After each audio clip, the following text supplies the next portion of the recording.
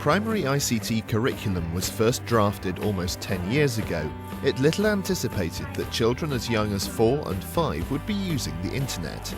Consequently, many local authorities are now developing their own e-safety teaching within the curriculum. At Christchurch Primary School in Bristol, Sarah Gadsby is introducing the basics of e-safety to her Year 1 pupils. We are learning to look after our special information. Head teacher Simon Botton is getting his Year 6 pupils to think critically about information that they find on the internet. Give it a mark out of 10 next to each one if you think it's something you're going to use. Go! Further information about both of the lessons featured can be found on this programme's page on the Teachers TV website. During this programme, e-safety advisor David Wright will contribute his thoughts on how best to develop an understanding of e-safety with primary pupils. Right, children. Sarah Gadsby finds that even in Year 1, her pupils are already familiar with the internet. A few of them have been in chat rooms and things like that because they see older siblings doing that. They know how to be safe a lot better in the outside world, but being safe on the internet is something that up until now has not been taught so explicitly. So it's something that we're trying to bring to the forefront, really. We are learning to... Whilst they technically are very, very capable, the development of their emotional side hasn't yet caught up, and so it is vitally important to sort of help them through that, to get them to understand what the risks are. So everyone stand up. Well done. Okay. This game will go a little something like this. The first game that we did was a game involving the children listening to my instruction and grouping themselves. Oh, we're a big group, aren't we? We've all got 2 feet, haven't we? So everybody was in the same group. As we went through the game, it whittled it down until we said who's got the same first and last name as you, whereby everyone was stood on their own. Is anyone in a team with anyone else? Are any of you with a partner? No. No. By the end, the symbol of standing by themselves was very clearly conveyed, the idea that actually I am special. There is no one else who has the same information as me. We're going to watch a cartoon in a minute. We're going to find a little bit out about sharing information, so things about you that are special. Sarah then shows the class an episode of Hector's World, an animation tackling e-safety, available free to schools from the Child Exploitation and Online Protection Centre. You don't teach someone to drive by showing them pictures of a car crash.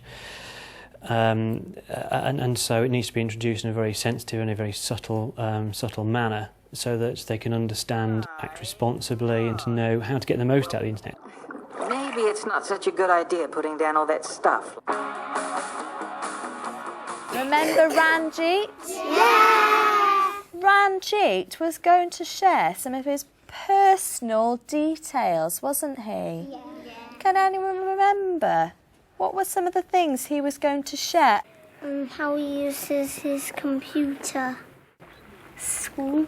His school, yes. What school he went to. When they understand that if you tell someone your school, then they may be able to come to your school and see you and find you. So from that point of view, they understand how on the internet you're not a separate person to in the real world. You are actually, people can join up the dots. Right, I've got 2 hoops here.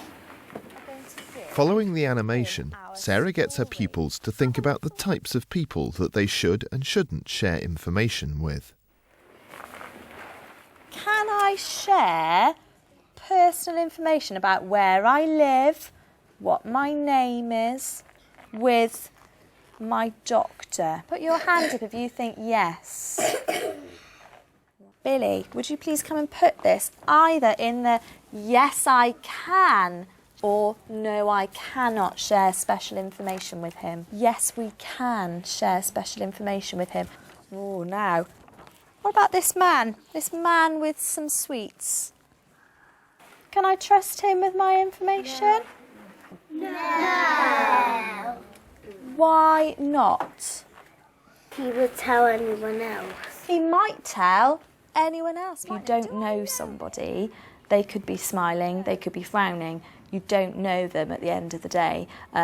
Quite a few children found that a bit difficult initially to come to terms with. It's the same in the real world as it is on the internet. When you're on the computer, how are you going to make sure you don't tell your special information?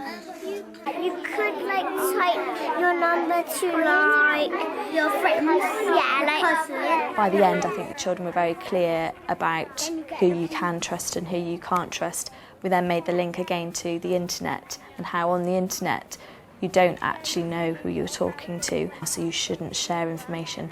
They understand that if you were to give your address to somebody who you don't know on the internet, they could come to your house. I think a few of them have been talking about somebody could come and burgle your house if they knew your address from the internet. You tell someone you don't know, and they will tell a burglar, and then they can someone else, and then they can sneak in. And Teaching e-safety at this age can provide the foundation for developing a broader digital literacy further up the school. Digital literacy, I think, does go beyond e-safety. So if we talk in terms of understanding sources or source of information is a good example. So making sure that you check sources, you understand that that presentation of information is often is perhaps misleading. Can we all read this after 3? 1, 2, 3. We are learning to check the accuracy of website information. Right, before we do that, we're going to think back. Head teacher Simon Botton is getting his Year 6 pupils to think critically about how they search the internet. Yes. What can we do to decide which of these is a useful website? What test can we do? We were finding children spend an awful lot of time wasted by just clicking wildly on different websites, not really thinking about what they're useful. Apply the task test, give it a mark out of 10 next to each one if you think it's something you're going to use. Go. The task action we use, that's really to get them to pass the first initial search. The T stands for title. Does the title look useful to me? The A stands for author. Can I tell who's written this? Can I just from that determine whether this is a trustworthy source or not? S is for, in the summary, does it actually say to me, this sounds useful? And K, is it written for children? Is it something I can actually understand the comprehension of the reading of? I think about 3 out of 10 because that's about myths. OK, time up, people. All about explorers, everything you've ever wanted to know about explorers. Does the title sound useful? Yeah, OK. Author, can we tell who the author is from that? No. Comfort with technology, there is no question, as they are particularly capable, very technically able, but can they critically assess what's actually being presented to them is a very relevant question. Yeah, I'm going to give that one that must be an 8 or a 9, I'd have thought. Let's give that an 8 out of 10. What did the rest of us give it? Have you had if you gave it an 8 or a 9 or Genevieve? we put 4 out of 10. Wow, I'm being too generous by the looks of things. 5 out of 10 because if it says everything you want to know about it, it's not going to say every single thing. OK, so maybe it's promising too much. OK, that's a good point, that. I never thought of that. Put your hand up if you can tell me how I can cross-reference to check whether this information on this website is actually factually true or not. If you look at different websites, if they all say the same thing, then it might be true. What we're going to do then, in front of you, you've got a piece of paper which says, check or validate information on the All About Explorers website by cross-referencing it with one, or if you're feeling clever, 2 websites. It might be Wikipedia, it might be something else. I'm going to leave that to you.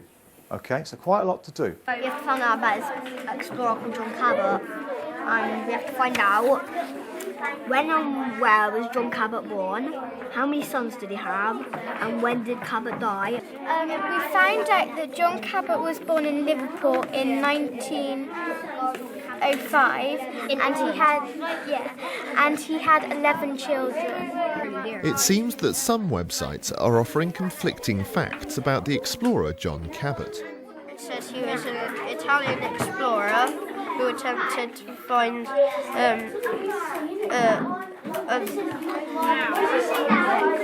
Alaska.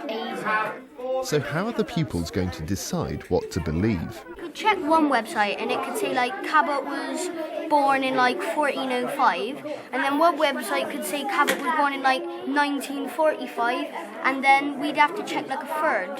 And if one of them said Cabot was born in 1405, we'd go with that one more than we went with the 1941. We're going to read through this John Cabot page from All About Explorers to start with. I'll read it through. Put your hand up if you think you know the answer to one of the questions if it appears on here.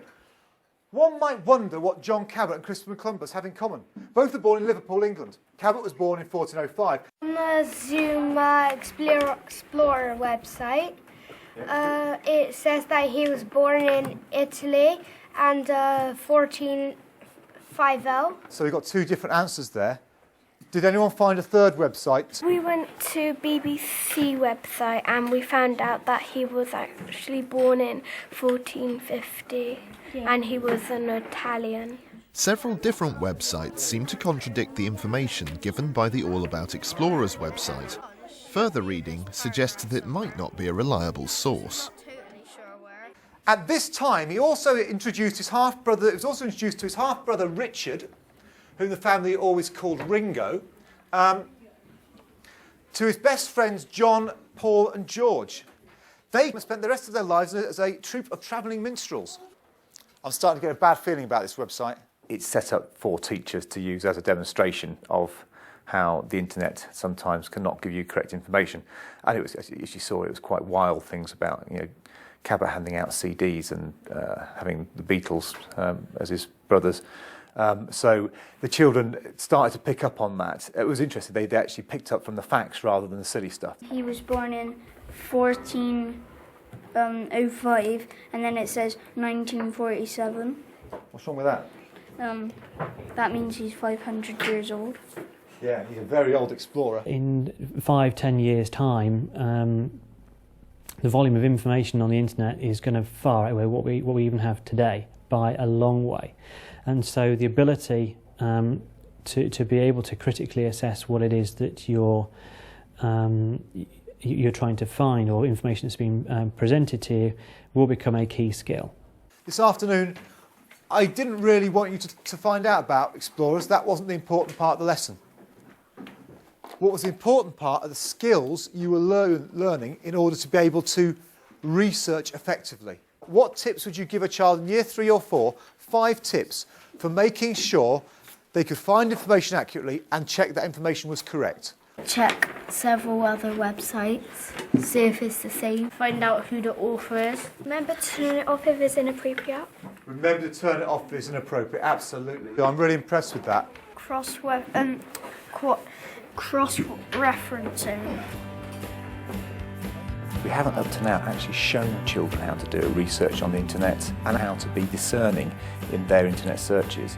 So there's a difference between actually physically being able to get onto a website and actually be able to make some purposeful use of the information inside that. It is part of internet awareness and getting the children to use it as a valuable learning tool. For more information on e-safety, remember to visit the Teachers TV website.